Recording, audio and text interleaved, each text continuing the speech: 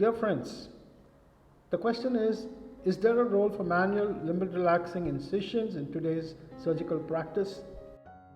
And while limb relaxing incisions as a way of correcting pre-existing astigmatism was very popular 2 decades ago, today toric intraocular lenses have largely taken over. This is because limb relaxing incisions tend to be unpredictable in higher levels of astigmatism, and the level of correction will also depend on the patient's age group. Younger patients requiring more treatment than the elderly. The collective wisdom also shows us that limb relaxing incisions more than 6 millimeters or 2 clock hours were associated with a higher incidence of transient postoperative dry eye with an attendant gritty sensation, probably due to transection of corneal nerves. And also that limb relaxing incisions can only reliably and predictably correct corneal astigmatism up to 1.5 diopters.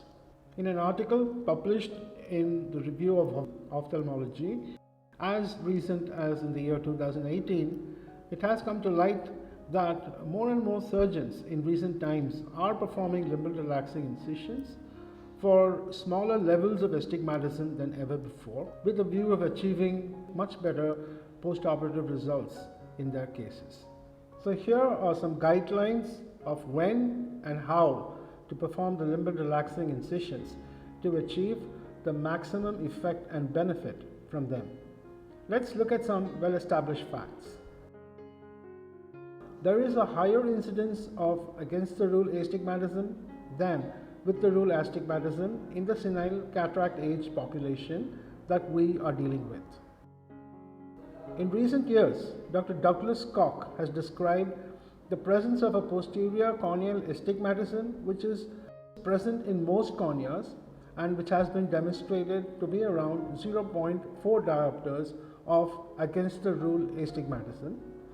Now this against the rule astigmatism of the posterior corneal surface will interact and interplay with the astigmatism measured in the anterior corneal surface, and thereby it will reduce the net with the rule astigmatism and increase the net against the rule astigmatism as measured by conventional instrumentation. Well, the proof of the existence of posterior corneal toricity can be seen in the difference in astigmatism that we get between refraction and the keratometric values measured on the cornea, which we probably inadvertently referred to as lenticular astigmatism. With the help of the pentacam or the OpsCam, we can clearly see the presence of posterior corneal astigmatism both with respect to its magnitude and vector. So limb relaxing incisions may be considered in with the rule astigmatism of between 1 to 1.5 diopters and against the rule astigmatism of between 0.5 to 1 diopters.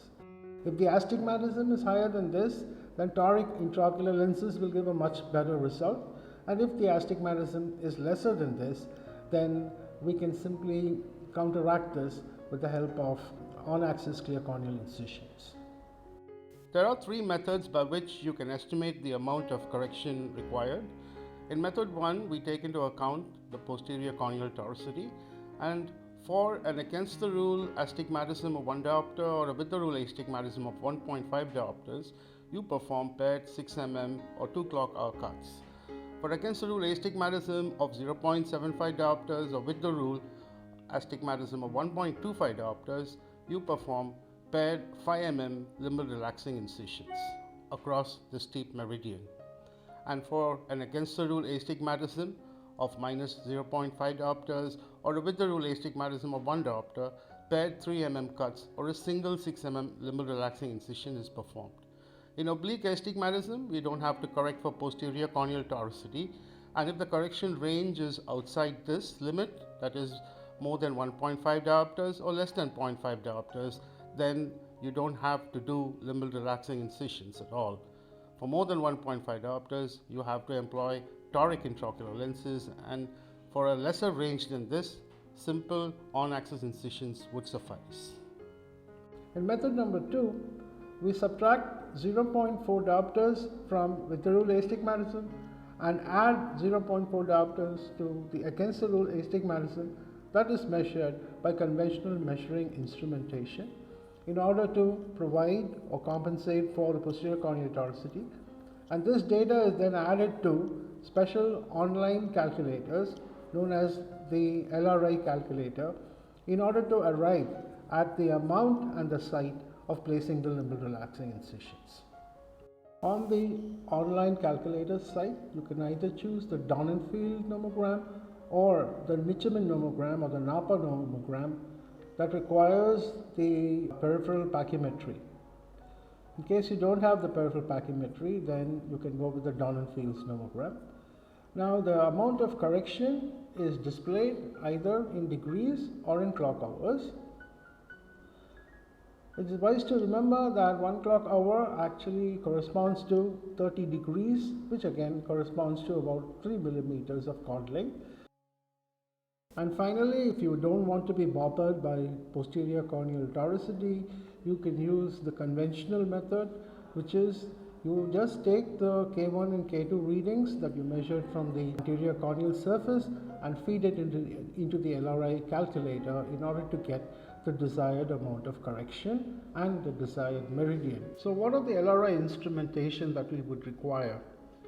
At the outset, we definitely need a 600 micron guarded depth plate.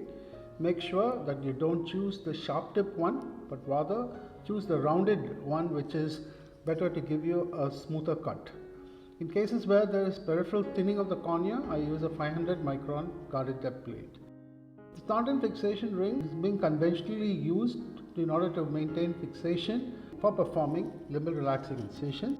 However, under topical anesthesia, I've seen some patients wince when the Thornton fixation ring is pressed onto their eye, which is exactly the reason why I went ahead and developed the corneal pocket incision. The corneal pocket incisions are ideally suited for performing limbal relaxing incisions.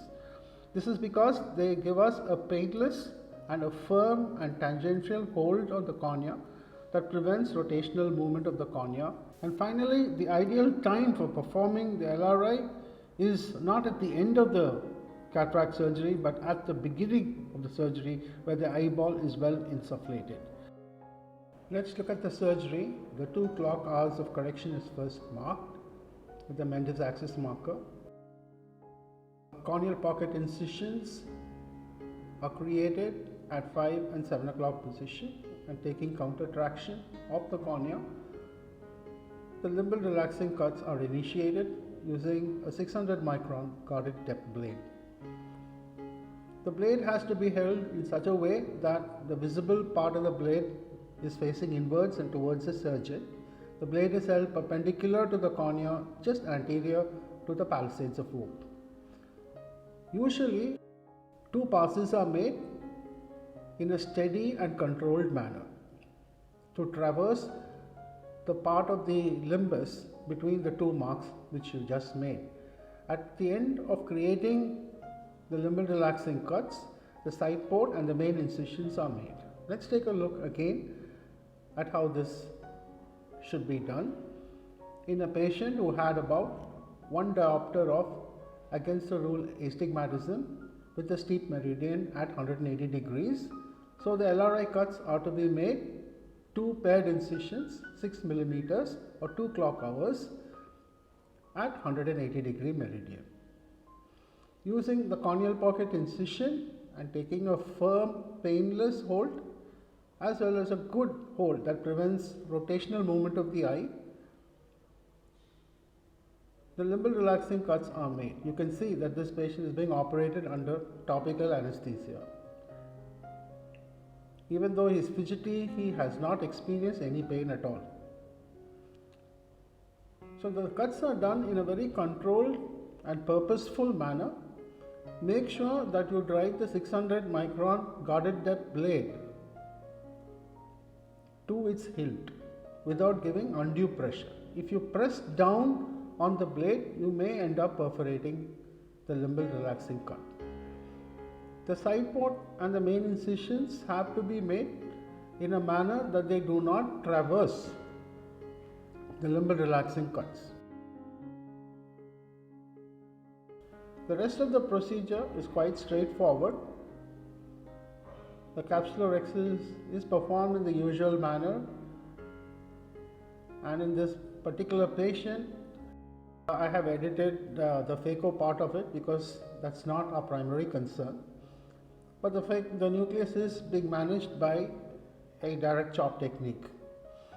The only difficulty that I would say is that because of the limbal relaxing incisions, I am forced to make my side port incision a little closer to my main incision, which, although slightly uncomfortable, did not interfere with my surgical technique.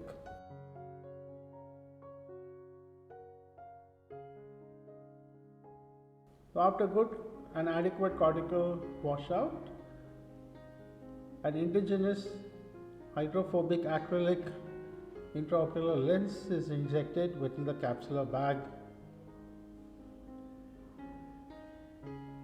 and the viscoelastic is thoroughly washed out. So to put it in the right perspective, even today limbal relaxing incisions that is made manually have a role to play, especially when you are dealing with low levels of astigmatism. In order to be precise, when you have a with the rule astigmatism of up to 1.5 diopters or against rule astigmatism of 1 diopter, they can be tried in order to fine tune and get the best possible results with your premium IOL patients. So the wound is secured by irrigating through the side port as well as by stromal hydration. I am taking no chances in this case.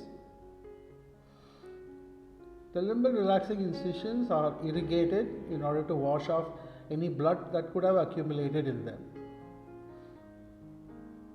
And this completes the procedure. A very simple procedure which is extremely forgiving and extremely satisfactory with respect to the results that it gives us. I thank you for your attention.